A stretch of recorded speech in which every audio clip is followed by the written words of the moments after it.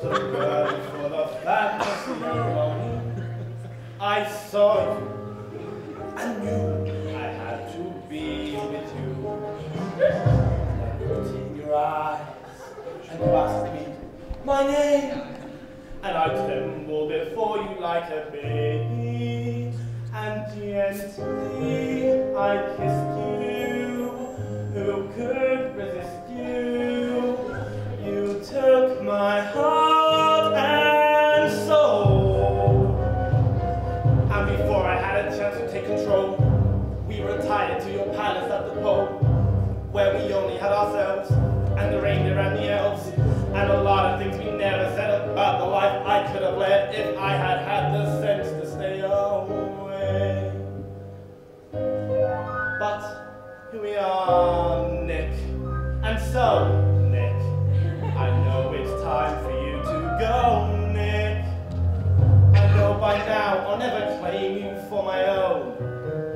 I've been resigned to spend my Christmases alone. And so, au revoir, Nick. It's grand, Nick. I don't pretend to understand, Nick. I saw you look at Blitz and long and lovingly, the way you used to look at me. I have sat 20 years in this drafty retreat in the latest in the line of Mrs. Claus's. I sat here and wondered what you'd want from me.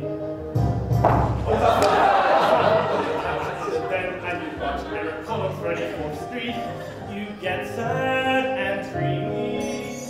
Can't even see me, won't even say hello. And now you tell me that it's time for you to go. Ha! Sling your sack across your back and ho ho ho! Ha! And what matters most of all is to sit inside some mall. But you never think of me while I'm hiding by the tree. But never mind, I will survive while you are gone. I set you free, Nick. Goodbye, Nick. Go ride your reindeer through the sky, Nick. I don't suppose you'll ever want me by your side. I know by now you want a plaything, not a bride. So on your way, Nick. Shalom, Nick. Don't feel the need to hurry home, Nick. Should I want comfort through the cold and bitter storm, I've got the elves to keep me warm. Oh, Nick. Nick, I didn't mean it. I'm just going crazy. I'm cooped up in here. I mean, I'm not even a woman. Please take me with you. I'm your wife, goddammit. There's no 1 ounce of human decency buried beneath all those layers of fat. Oh, you disgust me. It's so easy to judge, isn't it? Deciding who's naughty and who's nice. Well, who died and left you God, Mr. Claus?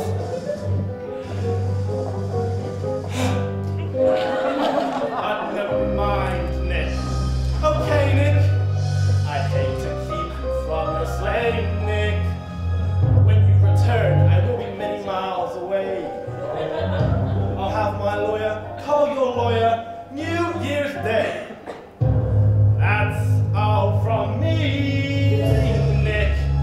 Gang away, Nick. I'll miss you less than I can say, Nick. Have fun with all the little boys along the route. I'll have the mansion and the factory to boot. I will not wait until the snow beneath me thaws. I will escape your Santa Claus.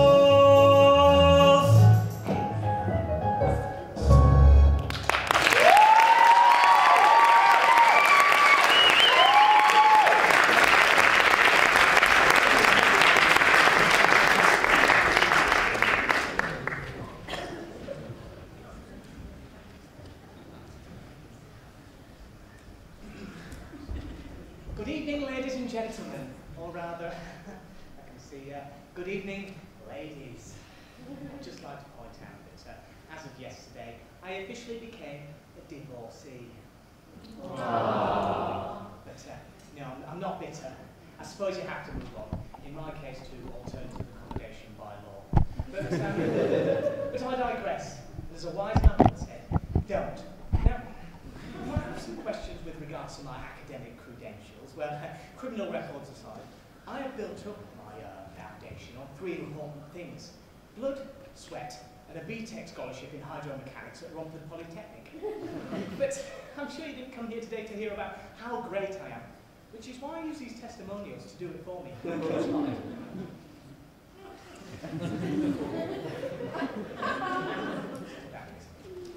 Adequate. That really is this entire lecture in a nutshell. I won't lie to you folks, it's the bronze medal of lectures. Cue slide. Now, I don't really like to go into what happened exactly at Leeds Fest 2007. Let's just say that when they told me, you're in for a treat, it was a play on words. They meant we. Cue slide. I'm here to talk to you today about something very important. Something which affects us all. Something that some people around the world may not have access to. That's right. Taps. Taps are a curious, majestic water outlet that often get overlooked by the general public. In a recent survey undertaken by Romford Polytechnic, when people were asked, what do taps mean to you? 100% of the focus group agreed to not turn up, despite offering a £5 Waterstones voucher. They then proceeded to steal the shoes of the person who undertook the interview.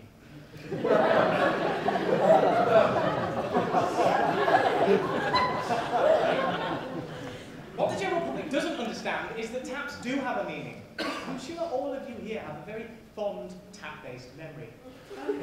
Take you, lady, for example. I'm sure back in your youth, when the nights never seemed to draw and the days never seemed to end, you'd get home from a long day of hoop and stick, I don't know.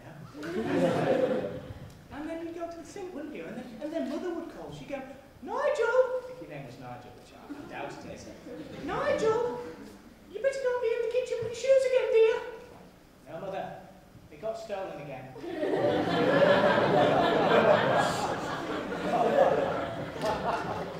Let's just move on, shall we? Cue slide. Global warming is something which affects us all. Unless, of course, you're a cold-hearted reptile, but my ex-wife aside. Every tap has a silver lining, literally because it's made of stainless steel. You see, despite the inevitable flooding, famine induced by crop failure, and the introduction of venomous tropical spiders into the British ecosystem, it doesn't take a weatherologist to work out that more water equals a greater demand for taps. So, the future of taps as we know them is set in stone, right? Wrong. Cue slide. The Technical Institute for Taps recently undertook multi-million pence research into the study of taps. The faint-hearted better look away now. It might not seem like a Stephen King thriller by any stretch of the imagination, but it is a shining example of misery. Shawshank Redemption. Scientists predict that by the year 2027, humans will have evolved beyond the need for taps. Cue slide.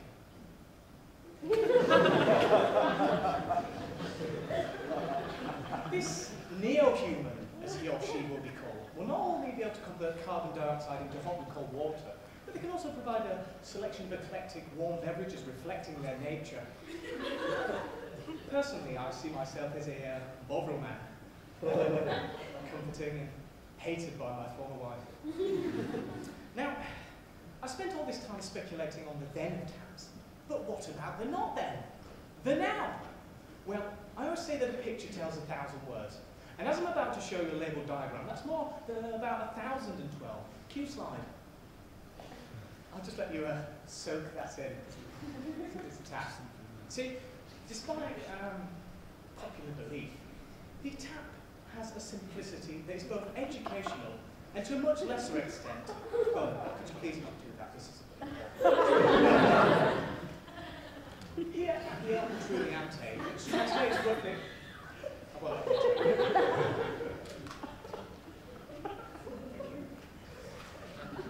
the Petrudiante, which translates roughly from Latin as silver-tongued devil monolith, is arguably the most important part of the tap. It's the bit where the water comes out. So you're probably wondering, but where does the water come from, Nigel? Where does the water come from, Nigel? There's no need to condescend. The truth is, nobody knows. Scientists have spent millions sending tiny microscopic probes into the depths of the El Petrudiante, but none have yet returned. Until now. Cue slide. On the 12th of March, 2012, that's this year, in case you were wondering, the first ever El Petrudiante probe returned after being presumed deactivated for 45 years. This is the only record of its journey. This image is believed to be the first sighting of the Czechoslovakian Booganooga, a mischievous, foul-smelling oak who was cast into the very depths of the El Petrudiante for refusing to eat goulash on a Tuesday. As I'm sure you know is the Czech tradition.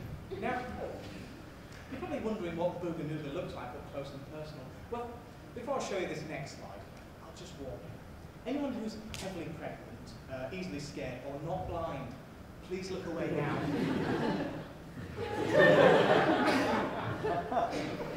Sobering stuff, I'm sure you'll agree.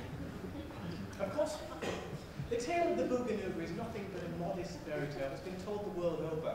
You and I both know that there is no such thing as a Czechoslovakia. Now, I'm about to wrap up this lecture, but before I go, I'd like to provide a little disclaimer with regards to what we've heard today. I often get approached by angry tap enthusiasts, angry university lecturers, angry Czechoslovakians, the angry general public, who claim that my information is, quote, the ramblings of a man gone mad by taps, unquote. I don't really know what that means, and I'm sure you don't. So I tell people that we shouldn't dwell on the small things like blatant factual inaccuracies, the defamation of a Central European country, overall entertainment value. Yeah, because black or white, rich or poor, male, it matters not. It matters not in the grand scheme of things, because a tap is a tap wherever you go, except in industrial uses where it's referred to as a spigot or a stopcock. So thank you all for listening, and keep on tapping. Thank you.